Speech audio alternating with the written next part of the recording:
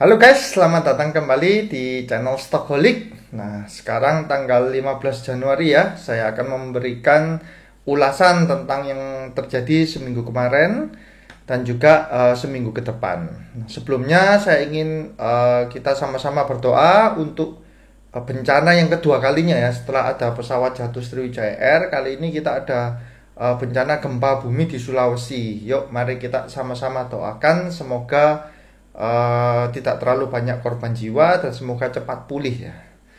Nah, oke, sekarang saya ingin masuk ke yang pertama IHSG. IHSG di penutupan Jumat kemarin ditutup di level 6373 ya, atau minus 0,8%.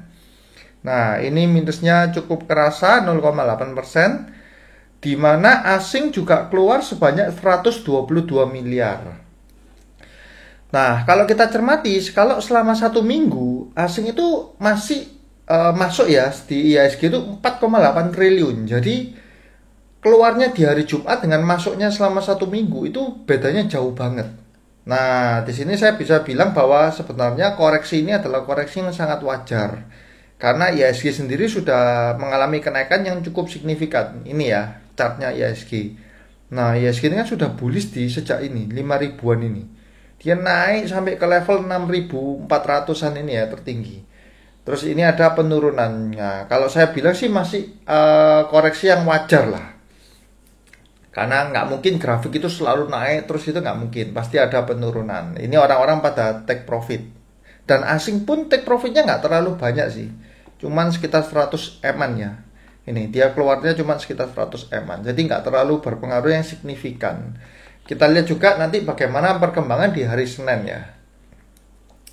Kemudian saya akan melihat dari gold price drop terus ya di level 1828. Nah, ini mungkin orang-orang yang megang emiten-emiten di bidang emas bisa menghindari dulu ya untuk gold price-nya ini, karena dia turun terus dan kecenderungannya. Terus yang untuk coal sektor batu bara ini ya, yang di Januari 87, Februari 90, di Maret 89. Nah, batu bara sudah mau masuk ke angka 9 ya, kepala 9 sudahan. Ini merupakan salah satu yang kenaikan yang cukup cepat ya di emiten batu bara. Walaupun memang dari kinerja sahamnya kalau kita cermati kemarin, kayak contohnya misalnya apa? Adaro lah ya.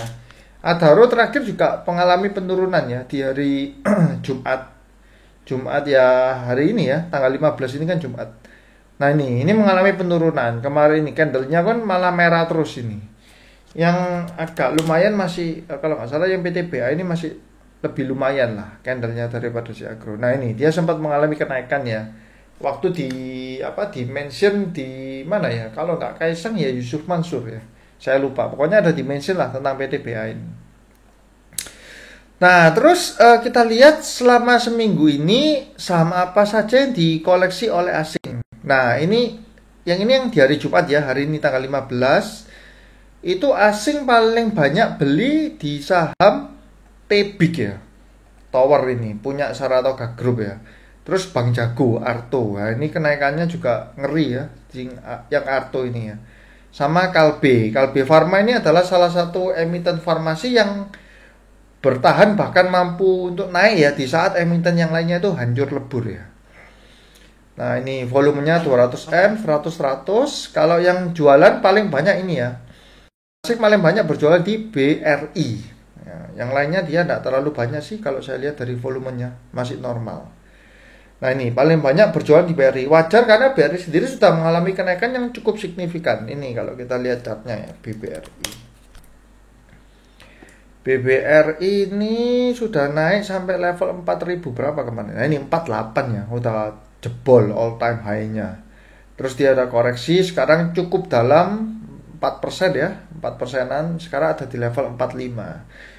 Cuman memang 48 ini adalah target untuk take profitnya ya. Jadi ini sudah pasti banyak yang take profit lah di angka 4.800-an ini kemarin ini. Jadi ini adalah wajar. Kenapa? Karena BRI yang kenaikannya sudah terlalu kenceng lah, menembus all time high. Nah, kalau selama seminggu dari tanggal 11 sampai 15 kita melihat Nah, asing ada inflow 2,4 sama 2,2 triliun di BRI dan Soho.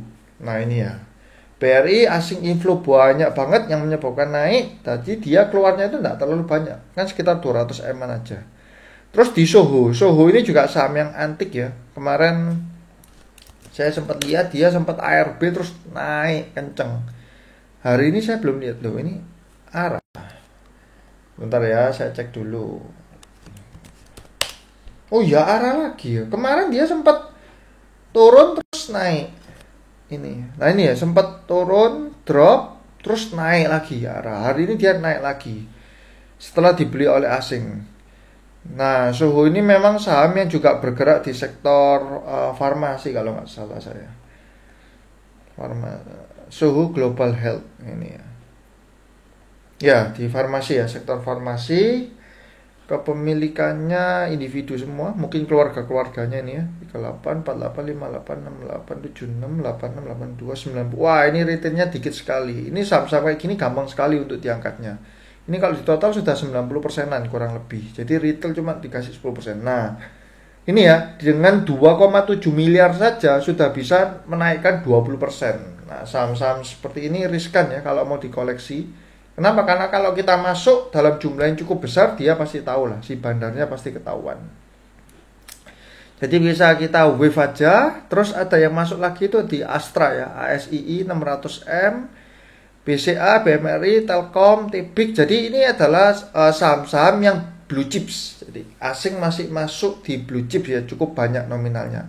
Walaupun yang paling parah itu di ini ya, di Telkom. Kenapa? Karena mana Telkom? Nah ini. Telkom ini dimasuki asing tapi nggak naik sahamnya. Nih, teman-teman lihat ya. Jadi asing masuk tapi sahamnya ini candlenya masih merah-merah. Terus dia sempat naik, terus turun, terus ini bahkan hari ini masih merah lagi.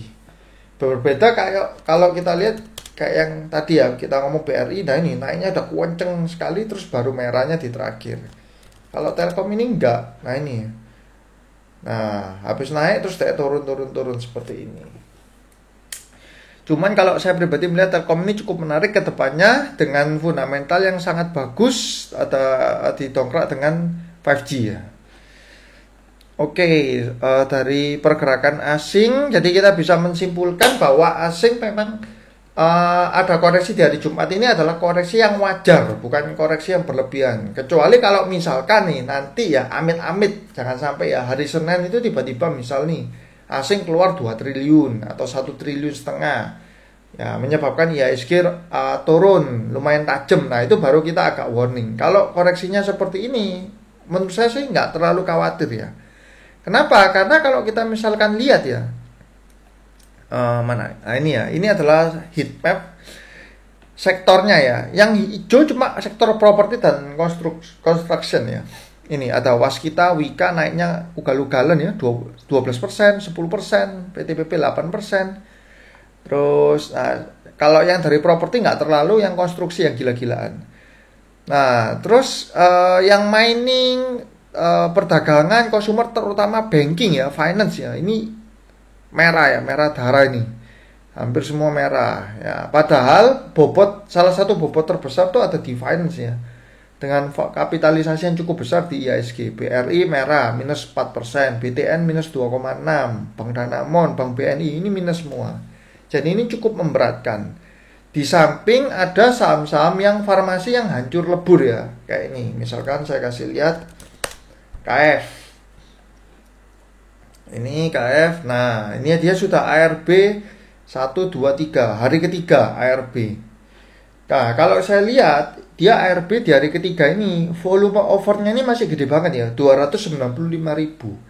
295 ini kalau saya kalikan 295.000, saya kalikan harganya 5.650 ini ya, sekali 100 lot, maka keluarnya ini berapa? 163 166 miliar untuk membangkitkan dari ARB ini, menghabiskan over di ARB. Jadi Senin itu memang ada potensi untuk mantul, tapi kalau menurut saya pagi-pagi dia akan ARB dulu.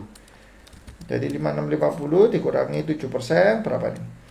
5250 berarti berapa? 5300 ya. ARB-nya di 5300. Nah, kalau teman-teman mau diperhatikan Senin besok, kalau dia benar-benar menyentuh 5.300, perhatikan overnya. Apakah overnya ini nanti akan dimakan secara perlahan-lahan nggak? Kalau tiba-tiba overnya ini dimakan terus-menerus, ada kemungkinan dia ada technical rebound. Karena sudah ARB hari keempat ya. Secara chartnya juga dia sudah masuk ke area sini. Ke area ini 5.300-an di sini. Ini biasanya akan ada technical rebound. Kalau misalkan ini nggak ada technical rebound dan overnya masih gede, wah ini saham ini jadi cukup parah ya, memakan korban. Nah, di video sebelumnya saya sempat beberapa kali ya, bukan cuma di satu video sebelumnya aja, cuma di beberapa video saya menyebutkan bahwa harga farmasi ini memang sudah nggak masuk logika lah, over value lah. Makanya saya sudah menghindari farmasi ini ketika harganya sudah 4.000 5.000-an. Dan kalau mau waktu itu masuk pun itu cuman untuk tektok 1 hari aja, sudah nggak mau saya simpen karena ya memang menakutkan. Atau beli waktu sore terus jual waktu pagi. Nah, itu cara paling simple lah untuk dapat cuan di farmasi waktu itu. Kalau sekarang sudah seperti ini, sudah jangan masuk. Nah, seperti itu. Kecuali kalau teman-teman mau perhatikan ya, Senin di ARB-nya. Ingat, diperhatikan kalau ARB-nya ini, overnya ini dia habis dimakan, ada kemungkinan rebound dia. Nah, jadi KF, INAF, IRA, ini kan 3 saham farmasi yang naiknya kenceng dan sekarang ARB semua ya. Ini juga memberatkan IHSG. Nah, dari sektor farmasi berbeda dengan yang swasta yaitu KLBF, bahkan dia hijau, sudah hijau ya. Terus ada satu lagi itu TSPC, ini nggak sampai ARB. Jadi sempat dia dibuka drop lumayan tajam 1735, tapi closingnya cuma minus 0,6% lah. Ini masih oke lah. Yang paling parah ya KF, INAF dan IRA itu sih. Kenaikannya pun juga parah sih, 3 itu. Oke, seperti itu. Kemudian saya akan membahas, nah ini ya sektor yang paling ditunggu-tunggu yaitu konstruksi. Dengan adanya sentimen positif dari SWF, maka konstruksi ini sektor yang menjadi primadona sekarang. Selain nikel ya, cuman kalau nikel kan teman-teman sudah pasti tahu lah, harga saham-sahamnya sudah unbelievable lah ya. Antam sudah berapa? Antam kan 3.100 sudahan ya. Gila sekali Antam, dari 600 ke 3.100 dalam waktu setahun aja. Naik 5 kali lipat berarti. Nah, seperti itu. Tapi kalau kita lihat saham-saham konstruksi, ini dia baru kembali ke harga yang normal sebelum Covid ya. Atau mungkin sudah break mereka. Coba kita cek ya. Salah satunya, kalau saya paling banyak di Wika ya untuk konstruksinya. Ini kemarin nyoba nyoret-nyoret, tak hapus dulu. Oke. Coba kita lihat Maret. Sebelum Covid dia paling tinggi di berapa nih? 2.200-an ya. Ya, sorry. Lebih mudah pakai ini. Wika. Nah, ini 2.500. Oh, dia belum nge-break all time high untuk Wika ya. Untuk Waskita dia juga masih belum, PTPP juga masih belum. Jadi konstruksi ini masih belum menembus all time high-nya dia. Nah, jadi ada potensi dia masih melanjutkan penguatan ya sektor infrastruktur ini. Nah, SWF ini kan paling banyak alokasinya untuk pembangunan kan, pembangunan infrastruktur, entah jalan tol, entah itu pelabuhan, entah itu bandara, pokoknya pembangunan lah, pembangunan infrastruktur. Nah, tentu ada sektor-sektor yang kena imbasnya, yaitu satu, konstruksi ya, ada Wika, WSKT, PTPP, terus mungkin ada ADI ya, cuman ADI kan kenaikannya sudah tinggi. Kalau saya sih cuman Wika, WSKT, PTPP aja. Terus selain infrastrukturnya ada juga keras. Ini yang kita patut perhatikan karena dia juga supplier yang untuk besinya ya. Jadi infrastruktur, terus besinya, terus jangan lupa semennya ya. Semen ada yang dari SMGR, terus ada INTP. Nah, ini. Sama satu lagi adalah tol. Tol adalah Jasa Marga, JSMR. Nah, ini adalah sektor-sektor yang saya bakal pantau terus ya. Kalau teman-teman ngikuti grup Stockholik ID, grup Telegram saya, pasti tahu bahwa saya sekarang benar-benar memantau sektor infrastruktur ini karena menunggu dari SWF. Kan dibentuknya sekitar akhir bulan ini. Semoga rampung ya akhir bulan ini, benar-benar sudah terbentuk. Terus dananya kan bukan main, kurang lebih ada sekitar 200 triliun kan yang mau diinvestasikan. Jadi itu sangat besar dan saya melihat ada kemungkinan bullish di sektor-sektor infrastruktur ini. Terus yang kedua adalah saya akan membahas dari ini ya, Bakri Group. Nah, kalau teman-teman lihat video saya yang di bulan Desember, itu saya sempat bilang bahwa ada tanda-tanda kebangkitan dari Bakri. Dimana biasanya kalau Bakri ini bangkit, dia akan memulai, motornya itu pasti pertama itu bumi. Nah, biasanya seperti itu. Jadi bumi bergerak dulu, terus anak perusahaannya ini satu persatu bangkit. Entah itu BRMS, terus Energi, terus Dewa, UNSP, BNBR itu mulai satu persatu bangkit. Nah, itu waktu di Desember. Kemudian di video saya yang 2 minggu sebelumnya itu, saya sempat sharing bahwa di bumi ini ada transaksi yang aneh, yaitu tiba-tiba ada bid di level kalau nggak salah 78 atau 79 gitu loh. Itu sebesar 10 juta lot. Nah, tiba-tiba ini ada yang ganjel 10 juta lot waktu sesi break. Jadi waktu break itu ada yang nganjel 10 juta lot. Nah, biasanya kalau seperti itu artinya 10 juta lot kali 70 itu kan berarti 70 miliar. Artinya ada orang yang punya kemampuan dana 70 miliar sedang mengamati saham bumi. Nah, kita nggak perlu tahu siapa itu, yang pasti kita hanya perlu tahu bahwa oh ini ada big player yang sedang mengamati loh saham bumi. Makanya waktu itu saya bilang, ayo kita masukkan ke watchlist untuk si Bakri Group ini. Nah terus selama seminggu ini ternyata habis bumi kan bangkit, terus BRMS bangkit. Nah sebelum Dewa bangkit ini adalah BNBR ini bangkit duluan, itu hari Kamis. Dia bangkit di hari Kamis ini. Nah ini hari Kamis ini dia ada kebangkitan di saham BNBR ya. Terus Dewa baru saja bangkit di hari Jumat ini. Walaupun bangkitnya Dewa ini belum terlalu kuat ya. Jadi dia dari 50 sempat ke 57 tapi drop ke 53. Nah, cuman kalau saya melihat dari volumenya sebesar 130 miliar dan dari bandarmologinya Dewa ada MG yang makan 5,9 M. Ini sebenarnya enggak. Dia bukan makan 5,9 M ya. Pertamanya dia makan tuh hampir 8 miliar. Terus di akhir sesi dia jual sebagian. Nah, tapi dia masih punya keep itu barang 1,1 juta lot. Nah ini info yang bisa kita dapatkan dari broker summary-nya ya. Yang jualan paling banyak aset. Nah aset ini biasanya itu adalah ada retail dan big player memang. Cuman saya mengamati bumi ini sebenarnya sejak 2016 lah. Kalau teman-teman ngelihat video saya yang pengalaman diajar bandar saham, lah itu kan di bumi. Nah saya tidak melihat aset itu sebagai broker bandarnya. Seperti itu. Jadi kalau menurut saya aset yang berjualan di sini top seller ini adalah pemain-pemain investor yang dalam jumlah besar yang nyangkut di Dewa.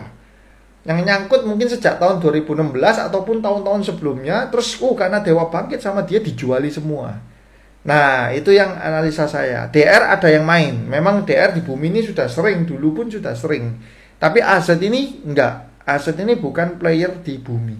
Saya ingat betul itu. Jadi ada kemungkinan ya ini masih retail buang barang, retail atau investor tapi yang jumlahnya cukup gede lah, dia buang barang. Yang pasti bukan penggeraknya, bukan motornya. Bumi ini bandarnya pakai beberapa sekuritas soalnya. Seperti itu. Jadi saya melihat kemungkinan Senin ini Dewa masih ada potensi untuk up. Nah kita kan coba saya hitung ya, kita ini masih ketolong dengan ARB 7% ini loh. Oh kalau ini sudah 50 kena. Kalau misalkan Dewa di closing di 54, kita nggak khawatir dia bubuk. Karena 50, karena dia paling rendahnya di 51. Tapi karena dia closingnya di 53, kalau dia ARB turun 7%, bisa bubuk di 50. Jadi teman-teman yang pegang Dewa ini, teman-teman harus perhatikan lah di hari Senin ya. Jangan sampai ketinggalan mantau market. Karena apa? Karena kalau diguyur bisa tidur lagi di 50. Nah, seperti itu. Cuman ada satu hal yang menarik adalah ketika kita perhatikan ya, sadar nggak sadar, di minggu ini kalau saya boleh bilang ini ya, saya buka semua Energi, UNSP, BNBR, kita sudah tidak melihat saham Bakri Group itu di angka 50-an lagi, sudah nggak ada. Maksudnya di 50 tidur ya. Nah, kita sudah melihat bahwa ternyata Bakri Group ini sudah 197, 53, 51, 137, 144. Nah, ini sadar nggak sadar menunjukkan bahwa sebenarnya grup ini sedang bangkit. Bukan sedang, sudah bangkit. Nah, tinggal dikonfirmasi nggak? Kenapa? Karena biasanya grup Bakri ini memang bangkitnya itu kalau 2016 itu di akhir tahun sampai Januari. Januari itu dia masih bangkit. Tapi sesudah itu kan dia ada pelemahan terus-menerus kan. Seperti itu. Jadi ini kita harus pantau terus. Kenapa? Karena saham ini liar sekali ya. Bakri Group ini kalau main dari harga 500 kalau teman-teman ingat itu sampai 50 di bawahnya dulu ya. Nah, tapi dia kalau naik memang cepat sekali. Dari 50 ke 500 itu juga 1 tahun aja. Naik 10 kali lipat. Dan kalau saya melihat juga di pergerakan yang bumi ini, nah di sini ya. Itu ada yang cukup menarik di ledakan volume ya. Di mana volume transaksi bumi ini sudah gede banget selama 3 hari ini, sudah ratusan miliar ya per harinya. Kayak ini tadi Jumat itu 388 M.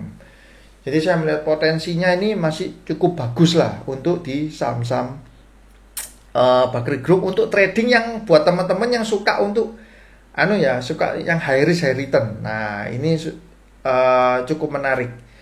Tapi ya di video ini ada disclaimer on teman-teman. Jadi segala informasi yang saya berikan bukan ajakan untuk membeli ya atau menjual saham. Benar-benar pure sharing analisa pribadi saya. Nah, karena kalau saya lihat ya di IHSG ini akhir-akhir ini benar-benar banyak yang kita ini sampai kadang bingung. Kenapa? Karena sektor infrastruktur naik. Bakri Group juga bangkit. Nah, terus asing juga masuk banyak ke blue chip. Wih, kok kayak semuanya ini mau kita beli gitu loh. Tapi kita harus benar-benar fokus ya. Mana saham-saham yang mau kita yang mau kita beli dengan porsi yang cukup besar. Kalau saya jelas nomor 1 adalah infrastruktur, konstruksi, itu dulu yang saya Kalau saham-saham yang seperti begini, yang Bakri Group ini, ya saya ada trading dan saya ada yang bekasnya yang dulu itu masih ada. Jadi yang tahun 2016 itu saya masih ada simpan ya cukup lumayan lah. Nah, itu memang belum saya jual masihan dari dulu itu. Cuman kalau untuk mau di trading kan cukup menarik ini. Kalau teman-teman lihat ya bumi fluktuasinya sampai 14% ini satu hari loh. Nah, kemarin pun kan dia juga membentuk candle yang sangat tinggi juga. Ini. Nah, ini kan kalau di trading kan sudah minim-minim 5-6% satu hari dapat lah. Ini juga sampai arah ini kan bahkan ya. Kalau nggak salah arah ini dia. Nah, jadi teman-teman yang tipenya itu high risk bisa mengamati saham untuk B7 ya, Bakri Group. Terutama adalah Bumi dan Dewa. Kenapa? Karena Dewa ini kan baru bangkit, masih 53. Nomor 1 pasti Bumi biasanya. Sedikit di bawah Bumi itu harganya adalah di BRMS. Jadi Bumi BRMS ini saling ekor, tapi BRMS ini biasanya di bawahnya Bumi. Terus di bawahnya BRMS itu ada Dewa. Seperti itu. Itu komposisi yang di tahun 2016-2017 ya. Ternyata sekarang Dewa ini kan masih paling ketinggalan, paling bawah sendiri karena baru bangkit. Malah lucu, yang paling tinggi sekarang adalah energi dan UNSP harganya ya. Lucu ini. Biasanya sih Bumi BRMS, terus Dewa. Oke, sekarang kita masuk ke yang blue chip ya, di mana BRI ada koreksi yang saya bilang koreksi sehat. Dia ada sentimen untuk merger dengan PT Pegadaian dan satu perusahaan apa gitu loh, saya lupa. Nah, itu kalau memang benar-benar jadi. Saya pernah melihat laporan keuangan dari PT Pegadaian itu gila bener, itu profitnya luar biasa ya. Jadi PT Pegadaian itu adalah perusahaan yang belum IPO, belum TBK ya, masih private, masih perusahaan tertutup milik pemerintah. Nah, kalau itu sampai jadi di merger dengan BRI dan satu perusahaan lagi, wah, mungkin ya itu salah satu katalis booster untuk BRI ya, di mana harganya bisa meningkat sangat tajam. Terus berikutnya untuk Telkom ya, Telkom ini yang cukup mengecewakan kalau teman-teman yang pegang saham ini saham yang agak lemot ya, dimana sekarang dia malah mengalami penurunan walaupun dikoleksi terus sama asing ini. Coba saya kasih lihat ya. Nih, sampai hari ini asing ini benernya masih ini masih buy ya. Jadi totalnya ini ZP masih buy 41M, AI jual 38, ini YU 3427. Nah, ini masih totalnya ini masih net buy. Net volume buy-nya masih 6,7 miliar lah. Nah, kalau kita perhatikan kemarin tanggal 14, nah, asingnya ini juga buy juga masihan. Nah, ini ya, sekitar 60 miliar. Kalau kita perhatikan kemarinnya lagi tanggal 13, ini juga buy 69 miliar. Jadi asing ini 3 hari beli saham Telkom, tapi saham Telkomnya itu malah gak naik, turun gitu loh. Ini salah satu yang aneh sih kalau menurut saya. Jadi dengan harga segini sebenarnya cukup oke lah untuk diakumulasi secara perlahan ya. Kenapa kok perlahan? Karena saya melihat infrastruktur itu lebih cepat naiknya. Makanya saya bilang ya infrastruktur lebih dia sentimen positifnya jelas lah, SWF yang di akhir bulan Januari ini. Terus apalagi ya. Nah, Telkom ini juga dia mau IPO kan anak usahanya ya. Kalau namanya kalau saya Miratel atau apa gitu, coba saya search ya. Telkom IPO anak usaha.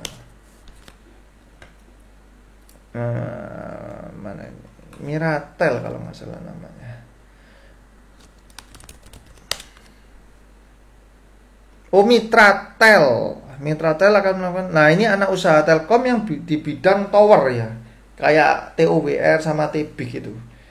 Nah, ini sudah ada apa ini? Ini waktu pelaksanaan IPO Mitratel. Nih, coba kita baca paling pada kuartal masih lama ya. Kuartal terakhir berarti Q4 di Desember ataupun November ataupun Oktober ya. Oktober, November, Desember lah, masih lama. Atau paling lambat kuartal 1 2022, masih 1 tahun lah. Nah, Mitratel ini penyedia jasa tower ya. Dimana Mitratel ini mau membeli kalau nggak salah sekitar 6.000 tower dari Telkom. Nah, seperti itu. Ada cerita menarik lah di sananya. Karena Telkom ini juga ada kepemilikan dari asing ya, di mana Singtel kan juga bukan bekerja sama sih, Singtel itu juga pemilik saham dari Telkom. Bentar, saya lihat kan keluar nggak di sini Singtel. Oh, ini nggak keluar. Singtel itu ada punya saham di Telkom juga. Mana? Coba saya search ya, Singtel, Telkom, Owners. Oh, punya saham di Telkomsel. Ya. Nah, ini Telkomselnya ya, di Telkomselnya.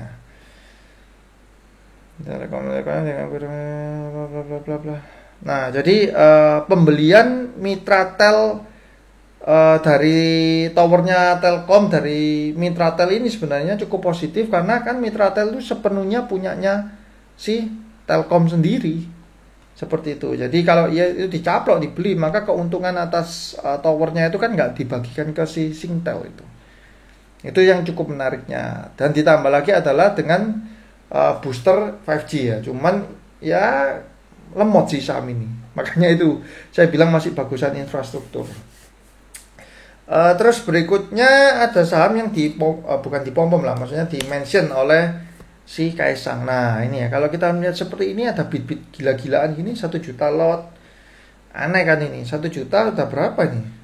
1 juta berarti 100 juta ditambahi 100 miliar loh. Kurang lebih ada 100 miliar ini. Orang yang punya akun 100 miliar baru bisa ngebit 1 juta lot ini. Di harga 965. Nah, ini kan habis di-mention oleh Kaisang ya, harga BCTM ini langsung naik kenceng ke level 970. Nah, memang akhir-akhir ini banyak sekali saham-saham yang seperti ini ya, di-mention oleh investor saham, terus harga sahamnya naik.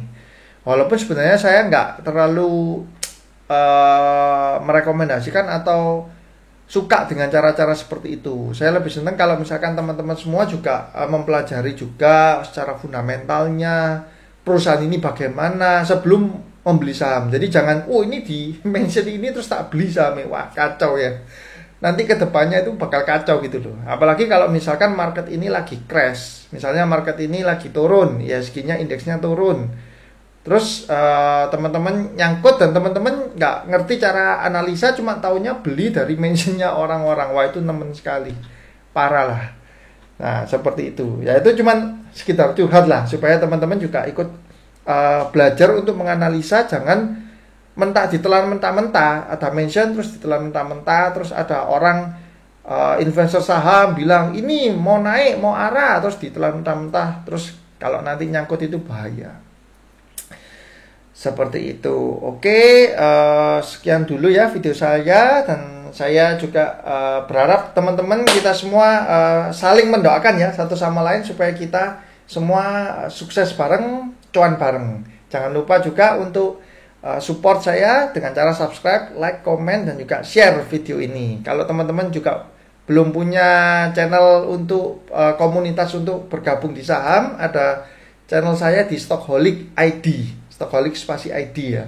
Nah, itu di channel Telegram. Oke, sampai di sini videonya ya. See you.